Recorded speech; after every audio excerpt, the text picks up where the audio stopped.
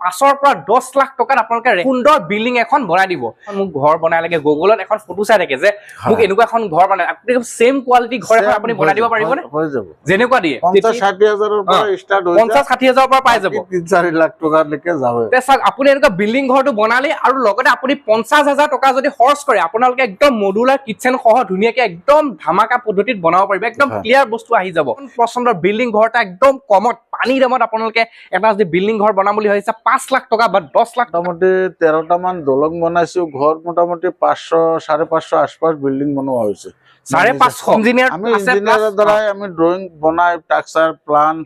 আপোনাৰ 3D সব গোটেইখিনি বনাই পেলাই তাৰ পিছতে কামখিনি কৰো। ওপৰৰ পৰা একদম ডাইৰেক্ট তলত নামিছো আৰু ভিউ আপোনাক মানে তলৰ পৰা ভিউটো দেখাবলৈ যত্ন কৰিম কিমান এটা ওপৰত আছে যিহেতু 3 মহলীয়া এটা অট্টালিকাত আমি ধুনীয়াকৈ ওপৰত ভিডিঅ' বনাই আছিলো। দৰজা খিৰিকী সব ফল সিলিং মডুলাৰ কিচেন সব হৈ যাব। নমস্কাৰ, আজি আপোনালোকৰ একদম ধুনীয়া আৰু ধামাকা বেটিকমি ভিডিঅ' এটা লৈছো কাৰণ সকলোৱে মন যায় এখন ঘৰ সাজিবলৈ কিন্তু তেওঁলোক ভয় খাই থাকে যে বহু টকা খৰচা হ'ব বুলি। কিন্তু মই আজি আপোনালোকক এনেকুৱা এজন ব্যক্তিৰ সৈতে চিনাকি কৰাই দিব ওলাইছো। মই আপোনালোকক একদম এনেকুৱা এখন ঘৰ তেওঁলোক যিহেতু সাজিছে আৰু টপ ফ্ল'ৰত আছো মই আৰু গোটেই ঘৰখন ধুনীয়াকৈ দেখাবলৈ যত্ন কৰিম আৰু তেওঁলোকৰ অলপ চিনাকি কৰাই দিবলৈ চেষ্টা কৰিম যাতে আপোনালোকে এনেকুৱা একদম পচন্দ ঘৰখন আপোনালোকে একদম কমত আপোনালোকে ধুনীয়াকৈ সুন্দৰ কৰি সাজিব পাৰে। দাদা এইফালে আহিব অলপ। নমস্কাৰ, ভালনে? ভাল ভাল আচ্ছা, আপোনাৰো ভাল ভাল ভালে আছে। তে আজি আপোনাৰ ওচৰত আহিলো যে আপুনি অসমৰ বিভিন্ন প্ৰান্ততে কৰি আছে আৰু আজি এনেকুৱা এখন ঘৰ সাজিছে মানে একদম চকুত লগা ঘৰ এখন সাজিছে। তে আপুনি মানে একদম ধুনীয়া ধুনীয়া সুন্দৰকৈ এখন ঘৰ সাজি দিব পাৰে মানে। গুৱাহাটীত দেৱগৈ শিৱসাগৰ আৰু লখিমপুৰ আৰু নগাঁৱতো কন্টিনিউ চলি থাকে। তো এইখিনি আমাৰ কন্টিনিউৰ কাম হৈ আছে। কামৰ কোৱালিটিৰ কাৰণে একদম নিশ্চিন্ত আৰু ডিজাইনো আমি গোটেইখিনি বনাই দিওঁ ফুল ফিনিশিং কৰি দিয়ালৈকে মেটেৰিয়েল মাল মেটেৰিয়েল বস্তু পাতি দি গোটেইখিনি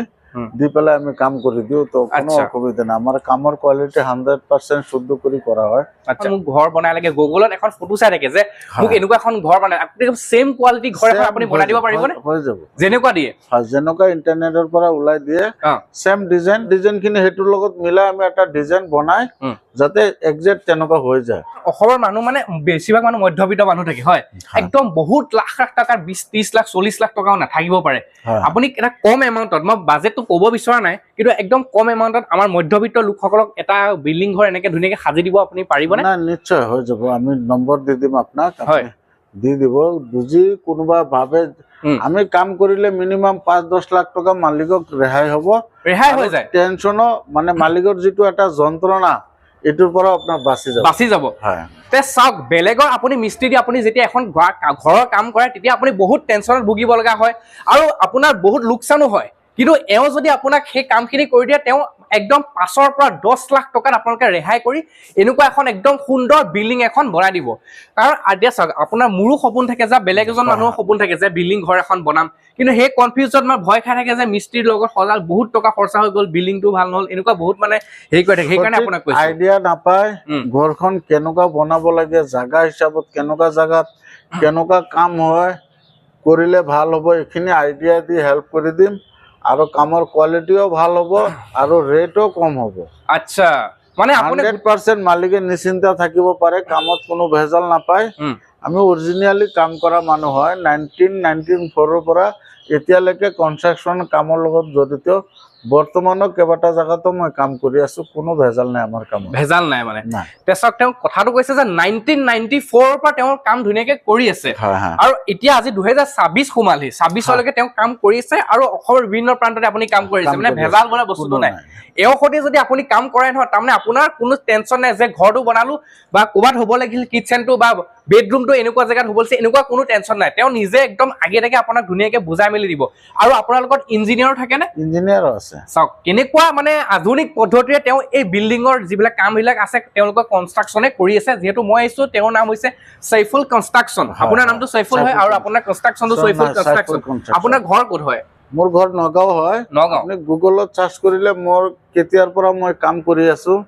কি কাম কৰি আছো গোটেইখিনি পাই যাব। সৈফুল কনষ্ট্ৰাকশ্যন বুলি গুগলত মাৰিলে ফেচবুক পেজো আছে ইউটিউবৰ আছে আৰু আপোনাৰ ক'ত কি কাম কৰিছো গোটেইখিনি পাই যাব। আচ্ছা তে আপুনি মানে যে এনেকুৱা এজন ঠিকাদাৰ অসমৰ মানে গোটেই অসমতে বনাব পাৰিব। অসম বুলি মানে অসমৰ বাহিৰতো কিবা বনাব পাৰিব? আসামৰ বাহিৰত মানে অৰুণাচল আৰু মেঘালয় তাতো কৰি আছে কাম। আচ্ছা আজি তেনেহ'লে বেছি কথা নহয়, আজি যিটো ঘৰ বনাইছে এই ঘৰটো অলপ ধুনীয়াকে দেখাবলৈ যত্ন কৰিম কাৰণ এইটো এটা কেনেকুৱা ফ্ল'ৰ এইটো আমাৰ কামৰ কি কোৱালিটিৰ কামৰ কৰো এইটো এটা উদাহৰণ এইফালে অলপ ধুনীয়াকে দেখাই দিয়া কামৰ কোৱালিটি কেনেকুৱা কৰি প্ৰায় কামখিনি কৰো এইটো এটা উদাহৰণ দি আছো যে আমাৰ কামৰ ফিনিশিং বা কেনেকুৱা কৰি আইডিয়া দি মালিকক হেল্প কৰি দি কামখিনি ভালকে কৰি দিব কাৰণে চেষ্টা কৰো আচ্ছা আচ্ছা তাৰে এটা উদাহৰণ আমাৰ কামৰ ফিনিশিংটো আচ্ছা একদম টপ ফ্ল'ৰতে চিচিটিভি লাগি আছে ন কেমেৰা পৰ্যন্ত তেওঁলোকে একদম লগাই দিছে আৰু আপুনি মানে একদম ফিনিশিং কাম কৰি দিয়ে ফুল ফিনিশিং যদি কোনোবাই বিচাৰে যে আপোনালোকৰ দ্বাৰা এটা ঘৰ বনাবলৈ আপুনি একদম মানে লাইটটোলৈকে ফিনিশিং দি দিব পাৰিবনে ইলেক্ট্ৰিকৰ পৰা ইলেক্ট্ৰিচিটি লৈকে মানে লগাই দিব পাৰিব দৰ্জা খিৰিকী সব ফল সিলিং মডুলাৰ কিচেন সব হৈ যাব মডুলাৰ কিচেনো বনাই দিব পাৰিব এতিয়া এটা কথা সুধো এইখিনিতে এটি মডুলাৰ কিচেন এটা যে বনাব বিচাৰে মই মিনিমাম কিমানৰ পৰা ষ্টাৰ্টিং কৰিব পাৰিম মডুলাৰ কিচেন এইটো আপোনাৰ 60000 ৰ পৰা লৈ 3 লাখ টকালৈকে আছে 3 লাখ টকালৈকে আছে তে চাওক আপুনি মডুলাৰ কিচেন এটা বনাব হলে আপুনিও ভয় খাই থাকে যে মোৰ হাতত 2 লাখ টকা 3 লাখ টকা লাগিব কিন্তু আপোনাৰ বাজেটটো মনটো আছে মডুলাৰ কিচেনৰ কিন্তু বাজেটটো 3 লাখ টকা নাই 50-60000 ৰ পৰা ষ্টাৰ্ট হৈ 50-60000 ৰ পৰা পাই যাব 3-4 লাখ টকালৈকে যাব তে চাওক আপুনি এনেকুৱা বিল্ডিং ঘৰটো বনালে আৰু লগতে আপুনি 50000 টকা যদি খৰচ কৰে আপোনালোকে একদম মডুলাৰ কিচেন সহ ধুনীয়াকে একদম ধামাকা পদ্ধতিত বনাব পাৰিব একদম ক্লিয়াৰ বস্তু আহি যাব আচ্ছা তাৰ পিছত এইফালে একদম পুৰা ৰুম ওপৰটো আছে ন বুলা ওপৰত দুটা ৰুম বনোৱা হৈছে ওপৰ দুটা টপ ফ্লোৰ হয় টপ ফ্লোৰত আচ্ছা বাথৰুম এটাচ আছে তাত আপোনাৰ কিচেন আছে অলপ দেখা দিব পাৰিব নেকি দৰজাটো তালা মাৰা আছে তলা মৰা আছে বাৰু এইপিনে দি অলপ ধুনীয়াকে দেখা দিব যত্ন কৰি এইফালে যদি চাই একদম পুৰা একদম এটেচ আছে গোটেইখিনি একদম পুৰা ওপৰ টপ ফ্লোৰ দুটা ৰুম আছে যিহেতু আৰু লগতে অলপ ধুনীয়াকে স্পেচ এটা ৰাখিছে যাতে তেওঁলোকে অলপ বহি এইফালে যদি স্পেচটো আছে বাৰ্থডে পাৰ্টি সাটি যদি কৰিব বিচাৰে ধুনীয়াকে কৰিব পাৰিব এইখিনি জেগা ন গোটেইখিনিত পাৰিব ধুনীয়াকে কৰিব পাৰিব একদম স্পেচ ৰাখিছে আচ্ছা তে ওপৰটো গোটেইখিনি দেখুওৱা হৈছে ঘৰটো অলপ মানে বেলেগৰ এংগুল এটাৰ পৰা ধুনীয়াকে দেখাবলৈ যত্ন কৰি যিহেতু মানুহে গম নাপাব পাৰে আমি কোনখিনিত আছো মানুহে ভাবিব চাগে এটা সৰু এটা ঘৰ বুলি ভাবিব কিন্তু আমি দেখা দিও তেনেহলে ঠিক আছে আহক আপোনাৰ এতিয়া যেহেতু টপ ফ্লোৰ পৰা আহি আছো তললৈ আৰু এইফালে সব গোটেইখিনি ৰুম ন এইটো গোটেইখিনি আচ্ছা গোটেইখিনি ৰুম ফিনিশিং হৈ গৈছে আচ্ছা ফিনিশিং হৈ গৈছে একদম সব সেপাৰেট ৰুম ন এইটো এটা ফ্যামিলি আচ্ছা এইটো এটা চাওক এইটো এটা সেপাৰেট ৰুম তেওঁলোকে বনাইছে মানে এইবিলাক পুৰা সেপাৰেট বনাইছে আৰু তেওঁ যোনজনে বনাইছে তেওঁ একদম পুৰা সেপাৰেট বনাইছে এইটো এটা সেপাৰেট ৰুম আছে আপোনালোকৰ এইটো এটা সেপাৰেট ৰুম আছে একদম ধুনীয়াকে আপোনাৰ মন পছন্দ কৰি বনাব পাৰিব অলপ সেপাৰেট ৰুম আছে মানে আপোনালোকে আচ্ছা আৰু তাৰ তলৰ ফ্লোৰটোত আপোনালোকে ধুনীয়াকে গৈ দেখা দিবলৈ যত্ন কৰিম এইফালে যদি আহে একদম আৰু ধুনীয়াকে দেখা দিম তেওঁলোকৰ মানে এইটো ফাৰ্ষ্ট ফ্লোৰ হয় এইটো ফাৰ্ষ্ট ফ্লোৰ এইফালে ফাৰ্ষ্ট ফ্লোৰ আছে আপোনালোকৰ এইটো সেকেন্ড ফ্লোৰ আছিল এইটো হয় আচ্ছা এইফালে একদম দেখিব পাৰিছে এইটো ফাৰ্ষ্ট ফ্লোৰ একদম ধুনীয়াকে দেখা দিম এইটো পুৰা ফিনিশিং হৈ এইটো ফিনিশিং এইটো আপোনালোকৰ ফিনিশিং হৈ গৈছে এইটো আপোনাৰ ফাৰ্ষ্ট ফ্লোৰ হয় একদম পুৰা ফিনিশিং তেওঁলোকে দি ৰাখিছে একদম ধুনীয়া একদম কোচনৰ ধুনীয়া আকৃতি তেওঁলোকে বনাইছে মানে এনেকুৱা ডিজাইন কৰি বনাইছে মানে আপোনালোকৰ পুৰা সেপাৰেট এতিয়া গ্ৰাউণ্ড ফ্লোৰত আমি গৈ আছো এতিয়া গ্ৰাউণ্ড ফ্লোৰ দাদা আপোনাৰ ভিতৰ ওপৰতো আছিলই এতিয়া আমি দেখা দিওঁ আপোনাক যে আমি দেখাইছিলো একদম এই ওপৰত আছিলো আপোনালোকে দেখিব পাৰিছে একদম ওপৰত আছিলো আৰু ওপৰৰ পৰা একদম ডাইৰেক্ট তলত নামি আহিছো আৰু আপোনাক মানে তলৰ পৰা ভিউটো দেখাবলৈ যত্ন কৰিম কিমান এটা ওপৰত আছে যিহেতু 3 মহলীয়া এটা অট্টালিকাত আমি ধুনীয়াকৈ ওপৰত ভিডিঅ' বনাই আছিলো দাদা এতিয়া এইফালে যদি কথা কওঁ এইফালে অলপ এইফালে আহিব আপুনি এই কামটো এতিয়া অলৰেডি ফিনিশিং আপুনি মানে কৰি দিছে আৰু আচ্ছা আমি এইটো বাহিৰত পটিং কাটি প্ৰাইমাৰ মাৰি ৰাখিছো পিছত কেইদিনমান পিছত ৰং মাৰা হ'ব এতিয়া মোটামুটি 98% কাম ফাইনাল হৈ গৈছে 98% কাম মানে ফাইনাল হৈ গৈছে আচ্ছা কোনোবাই যদি এতিয়া কথা এটা কৰো কোনোবাই যদি ভাবে যে ইঞ্জিনিয়াৰ লগত লৈ আপুনি বনাবলৈ তেনেহলে আপোনাৰ লগত ইঞ্জিনিয়াৰ সহ আছে ইঞ্জিনিয়াৰ আছে ইঞ্জিনিয়াৰ আমি ইঞ্জিনিয়াৰৰ দ্বাৰা আমি ড্ৰয়িং বনাই ষ্ট্ৰাকচাৰ প্লান আপোনাৰ 3D সব গোটেইখিনি বনাই পেলাই তাৰ পিছতে কামখিনি কৰো বনাইছে এতিয়া আমাৰ অসমৰ বিভিন্ন প্ৰান্ততে গৈ বনাই দিব পাৰিব নে হয় নিশ্চয় একদম কম ৰেটত বনাই দিব পাৰিব এতিয়া মানে বনালে মিনিমাম মানে বেলেগৰ পৰা কম খৰচা হ'ব এইটো 100% কোনো মানে অসুবিধা নাই আৰু এক নম্বৰ কথা হৈছে কামত 100% সহি তৰিকা মতে কাম হ'ব কোনো ভেজাল নাই এতিয়া কথাটো হ'ল আপুনিটো 1994 পৰা কাম কৰিছে আজিলৈকে কিমানটা ঘৰ বিল্ডিং ঘৰ বনালে আৰু কিমানখন কি বনালে কৈ দিয়ক অলপ মই মোটামুটি 13টা মান দলং বনাইছো ঘৰ মোটামুটি 500 550 আশপাশ বিল্ডিং বনোৱা হৈছে 550 আশপাশ হয় বনোৱা হৈ গৈছে এতিয়ালৈকে আচ্ছা আৰু দলং চলং কিবা বনাইছে নেকি 13টা দলং বনাইছো 13খন দলং হয় 550 ঘৰ বনাইছে বিল্ডিং ঘৰ বনাইছে আৰু 13খনকৈ তেওঁ দলং নিৰ্মাণ কৰিছে চাওক এই কিমান এক্সপেৰিয়েন্স থাকিব লাগিব তেওঁ আৰু এই কামখিনিৰ লগত জড়িত হ'ব লাগিলে কাৰণ 550 বিল্ডিং ঘৰ বনোৱা ইমান সহজ কথা নহয় আৰু 13-14খনকৈ দলং বনোৱা ইমান সহজ কথা নহয় তেওঁ বহুতো এক্সপেৰিয়েন্স ফালৰ পৰা এই কাম কৰি আছে সেইকাৰণে আপোনাক কৈছো যদি আপুনি ভাবিছে একদম মন পছন্দৰ বিল্ডিং ঘৰ এটা একদম কমত পানী দামত আপোনালোকে এটা যদি বিল্ডিং ঘৰ বনাম বুলি ভাবিছে 5 লাখ টকা বা 10 লাখ টকা ৰেহাই কৰি আপোনালোকে এটা বিল্ডিং ঘৰ যদি বনাম বুলি ভাবিছে তেনেহলে সৈফুল কনষ্ট্ৰাকচনৰ লগত যোগাযোগ কৰক স্ক্ৰিনত যেহেতু নাম্বাৰ ওলাইছে দেৰি নকৰিব একদম তেওঁ ধুনীয়াকে এটা অট্টালিকা যেহেতু বনাইছে আপোনালোককো এনেকুৱা একটা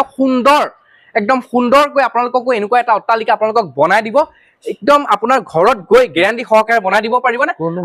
আৰু এটা কথা এই ঘৰটো আপোনালোকে যে দেখিব পাৰিছে একদম বহুত মজবুত আপুনি মানে কৈছো নহয় দেখিলে আপুনি ফ্ৰণ্টৰ পৰা যদি দেখে গম পাব বহুতে মজবুত ঘৰ হয় আৰু কোনোবাই যদি ঘৰ এটা বনালে বনোৱাৰ পিছত যদি কোনোবাই ভাবিছে যে মোৰ ঘৰটো পছন্দ হ'ল বেলেগ মিস্ত্ৰী ঠিকাদাৰ সৈতে লগালে মানে আধাতে মানে 30% কামত তেওঁ পছন্দ নোহোৱা হৈ গ'ল তেতিয়া আপুনি সেই ঘৰটো ফিনিশিং কৰি একদম ক্লিয়াৰ কৰি দিব পাৰিবনে পাৰিম যিজনৰ দ্বাৰা কামখিনি কৰাইছে তাৰ লগত কোনো যাতে মালিকৰ কোনো ভেজাল যাতে নাথাকে তাৰ হিসাব কিতাপখিনি তাক ভালদৰে যদি পঠাই দিয়ে তেতিয়া মানে আপুনি বনাই দিব কামখিনি কৰি দি থৈ আহিব তেতিয়া কেছ নাই আৰু সেই মানুহজনৰ লগত যদি কিবা ভেজাল থাকে তেতিয়া আমি কাম কৰিব নাযাওঁ হয় যিজনৰ দ্বাৰা আধৰা কাম যদি কাৰোবাৰ দ্বাৰা কৰাইছে বা মালিকৰ পছন্দ হোৱা নাই যিমানখিনি কাম কৰিছে সেইখিনিলৈকে তাক হিসাব কিতাপ ক্লিয়াৰ দি ভালকে যদি বিদায় দিয়ে আৰু যদি আমাৰ দ্বাৰা যদি ভালকে ফিনিশিং কৰি দিব কাৰণে কোনোবা যদি বিচাৰে আমি নিশ্চয় কৰি দিম কোনো অসুবিধা একদম যেটো ফিনিশিং দিছে দেখুৱা হৈছে এতিয়া লাষ্ট এটাই কথা কওঁ আমাৰ ভিউয়াৰ্সে কোনোবাই যে একদম ভাবে যে বনাম বুলি আপোনাক এখন ফটো কোনোবাই যদি হোৱাটছএপত আপোনাৰ যেটো নাম্বাৰ দিয়া থাকিব দিয়ক যে মোক এটো ডিজাইনৰ এখন ফটো ধুনীয়াকে বনাই লাগে ডাইৰেক্ট আপুনি সেই সেম ডিজাইনৰ ঘৰ এটা একদম বনাই দি থৈ আহিব একদম কম খৰচত ডিসকাউন্ট কৰি দিব লাগিব আমাৰ ভিডিও চাহিদৰ ভিডিও চাই বনালে কিন্তু কিবা ডিসকাউন্ট কৰি দিব লাগিব ঘৰ বনালে 100% বেলেগৰ পৰা কিবা এটা ডিসকাউন্ট থাকিবই আৰু একদম খৰচটো একদম কমাই কৰি ধুনীয়াকে একদম মজবুতকৈ ঘৰ এখন আপুনি বনাই দিব ঠিক আছে তে আজিলৈ ভিডিওটো সামৰিছো নেক্সট আকৌ আপুনি যদি বিল্ডিং বনাই থাকে মানে এটাৰ পিছতে আনটো বিল্ডিং বনাই থাকে অসমৰ বিভিন্ন প্ৰান্ততে একদম ধুনীয়াকে দেখাই দিম আৰু বৰ্তমান আপোনাৰ কাম কত চলি আছে লাষ্ট কৈ দিয়ক আমি গুৱাহাটী 4টা জাগাত কাম কৰি আছো গুৱাহাটী 4 জাগাত কাম কৰি আছে আৰু শিৱসাগৰ কাম হৈ আছে আৰু ডিগবৈ কাম হৈ আছে আৰু লখিমপুৰ কাম হৈ আছে শিৱসাগৰ ডিগবৈ লখিমপুৰ গুৱাহাটী গোটেই এলেকাত মানে আপাৰ আসামৰ পৰা গুৱাহাটীলৈকে 4-5টাকৈ কাম একদম মানে পুৰা কৰি আছে মানে পুৰা একদম সেইকাৰণে কৈছো বহুত এক্সপেৰিয়েন্স থকা মানুহ সৈফুল কনষ্ট্ৰাকচন হয় তেওঁ ওনাৰ স্বত্বাধিকাৰী সৈফুল কনষ্ট্ৰাকচনৰ তেওঁ লগত যেহেতু আপোনাক চিনাকি কৰাই দিছো আপুনি একদম এজন অসমৰ একদম বিখ্যাত আৰু একজন মানে জনা মানা ব্যক্তিৰ সৈতে আপুনিও যোগাযোগ কৰক যোগাযোগ কৰি আপোনালোকৰ সুন্দৰ ঘৰখন আপুনি ধুনীয়াকে গঢ়ি তোলক